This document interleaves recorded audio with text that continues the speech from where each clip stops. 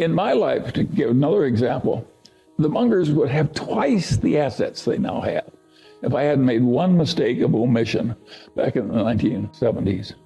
Really stupid. And I blew an opportunity that would have doubled my present net worth. That is a normal life. You get one or two. And how things work out, it's the basis. We all know people that are out married. I mean, their spouses are so much better. Think what a good decision that was for them. And what a lucky decision. Way more important than money. A lot of them did it when they were young, they stumbled into it. Now, you don't have to stumble into it. You can be very careful.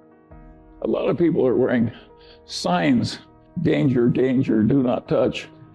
And people just charge right ahead. That's a mistake. Well, you can laugh, but it's still a horrible mistake. I can tell a couple of other stories too, because you like stories. Here's an apocryphal story that is very instructive. A young man comes to visit Mozart. And he says, Mozart, he says, I want to write symphonies. And Mozart says, how old are you? And the man says, I'm 23. And Mozart says, you're too young to write symphonies. He says, but Mozart, he says, you were writing symphonies when you were 10 years old. Mozart says, yes, but I wasn't asking other people how to do it. Now there's another Mozart story. Here's the greatest musical talent maybe that ever lived. And what was his life like? Well, he was bitterly unhappy and he died young. That's the life of Mozart. What the hell did Mozart do to screw it up? He did two things that are guaranteed to create a lot of misery. He overspent his income scrupulously. That's number one. That is really stupid. Then the other thing was he was full of jealousies and resentments. Overspend your income and be full of jealousy and resentments.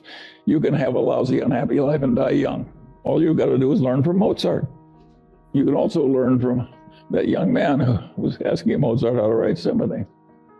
The truth of the matter is that not everybody can learn everything. Some people are way the hell better. And of course, no matter how hard you try, there's always some guy that achieves more. Some guy or gal. And my answer is, so what? Does any of us need to be the very top of the whole world? It's ridiculous. Another thing that people do that I regard as amazing is they build these enormous mausoleums. I think they figure they want people to walk by that mausoleum and say, gosh, I wish I were in there. You can see we've had some fun as we go along. And it's worked so well. But if you actually figure out how many decisions were made in the history of the Daily Journal Corporation or the history of Berkshire Hathaway, it wasn't very many per year that were meaningful. It's a game of being there all the time and recognizing the rare opportunity when it comes and recognizing that a normal human allotment is to not have very many. Now, there's a very confident bunch of people who sell securities who act as though they've got an endless supply of wonderful opportunities. Those people are the equivalent of the racetrack tout. They're not even respectable. It's not a good way to live your life to pretend to know a lot of stuff you don't know and pretend to furnish you a lot of opportunities you're not furnishing. And my advice to you is avoid those people, but not if you're running a stock brokerage firm. You need them, but it's not the right way to make money. This business of controlling the costs and living simply, and that was the secret. How much money? Warren and I had tiny little bits of money. We always underspent our incomes and we invested and if you live long enough, you end up rich. It's not very complicated. Now, there is a part of life which is, how do you scramble out of your mistakes without them costing too much? And we've done some of that too.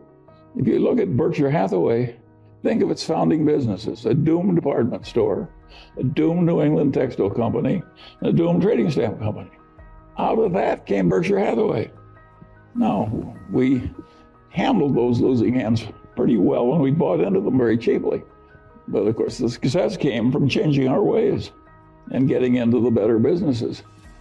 It isn't that we were so good at doing things that were difficult. We were good at avoiding things that were difficult, finding things that are easy.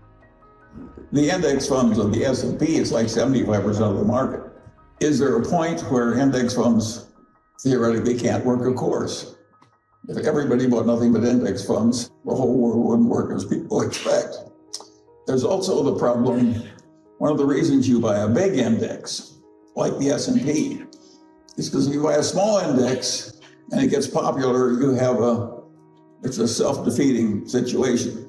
When the Nifty 50 were the rage, JP Morgan talked everybody into buying just 50 stocks. And they didn't care what the price was, they just bought those 50 stocks. And of course, in due time, their own buying forced those 50 stocks up to 60 times earnings, whereupon it broke and everything went down by about 2/3 quite fast. In other words, if you get too much fattishness in one sector or in one narrow index, of course you can get catastrophic changes like they had with the Nifty 50 in that former era. I don't see that happening when the index is 3/4 of the whole market.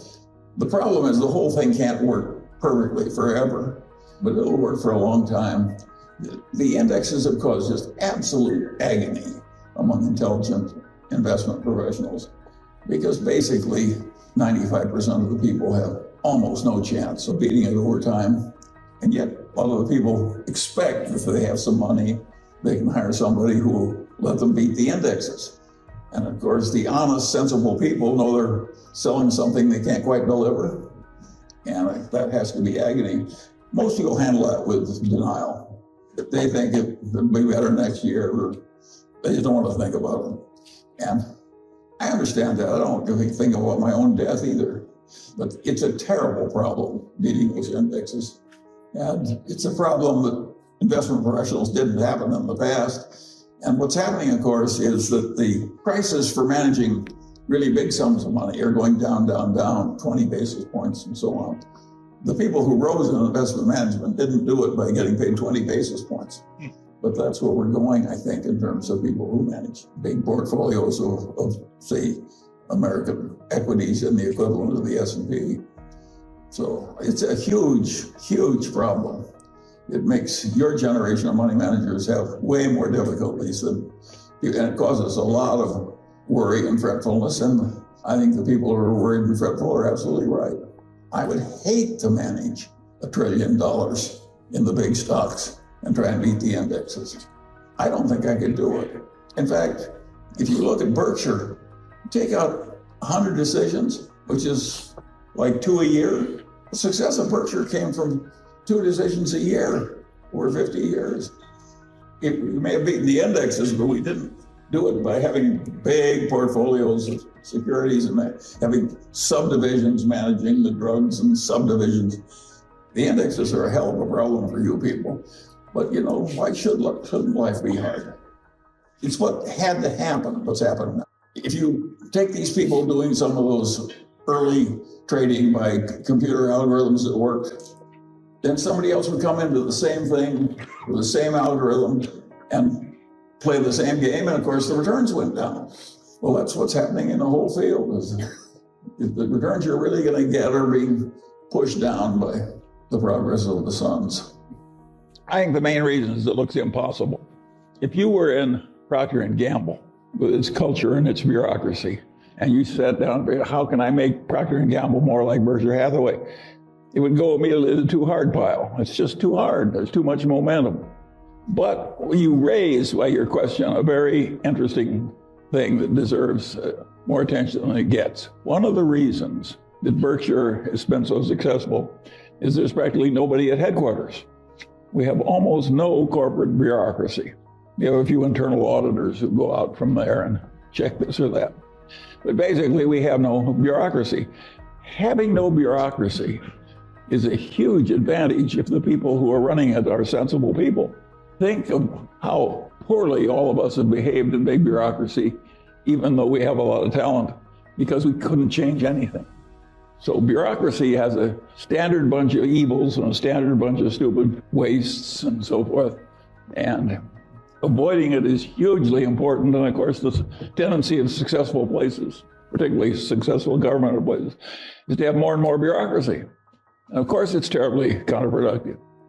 And of course, the bureaucracy, the individual bureaucrats, they're benefiting from more assistance, more meetings, more this, more that.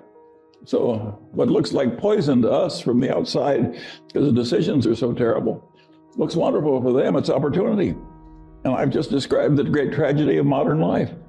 Modern life creates successful bureaucracy, and successful bureaucracy breeds failure and stupidity. How could it be otherwise? That's the big tension of modern life. And some of these places that go into a stupid bureaucracy and fire a third of the people and then the place works better, they're doing the Lord's work, but you wouldn't think so if you were working there. But there's a lot of horror and waste in bureaucracy, and it's inevitable. It's as natural as old age and death. I regard Lee Kuan Yew may have been the best nation builder that ever lived. He took over an malarial swamp with no assets, no natural resources, no nothing, surrounded by a bunch of Muslims who hated it.